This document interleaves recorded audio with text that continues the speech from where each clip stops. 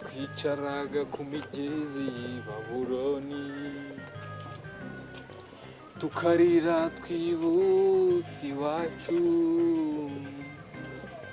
imitima yacu yari yuzuye agahinda ko nta butabazi twari dufite. Turapfukama dutakira Uwiteka, aratwibuka adukiza amaboko y'abaturwanye imiroho.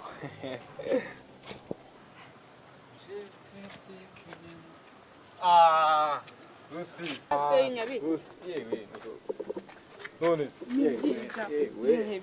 nose bite kurimo ku ntebe ubundi abantu nka maso bite kuri kunkira bana we maso wankize hasi kira hasi wantu ubu ngubu ngwishije wavuga ngo kira hasi mana urabibona rwose. ujya umenya ko ufite amagufwa yica abantu wowe ibyo ngibyo ujya ubimenya.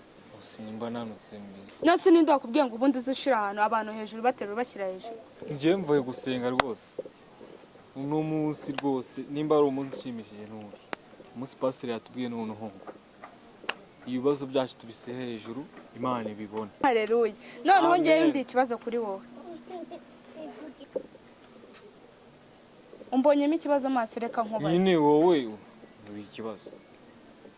Ntusibona ngewe uje kundeba nkagutegera wabona tugiye muri siporo tugaca muri kantine nkaguha amata numva utari ikibazo giteza ibindi bibazo byose ahubwo.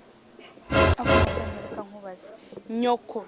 Nyoko wakubyaye ukubyumva ukakurera ukarinda ungana gutyo wigeze mubera ikibazo iki akarekana mere zikunda nkunda umugore mwiza ku isi mama wanjye Mary ntabwo namubera ikibazo ntabwo yambera ikibazo akumbera ikibazo konsomaje wewe n'ibindi bibazo nabishize hejuru Imana yabibonye ako nawe ubundi se nkubaze ari nge nawe ninde waje guteza wowe waje kuntereta sibyo yorabizi ndagukunda ntabwo nshaka guteza ibibazo uri kubyumva aho kugira ngo rero ngiye nkubera ikibazo ngiye nawe oya nanjye ndagukunda agoze ruze ubuse nk'ibi twabyize ibi pasiteri igeze abyigisha ko nse pasiteri ingaruka abateye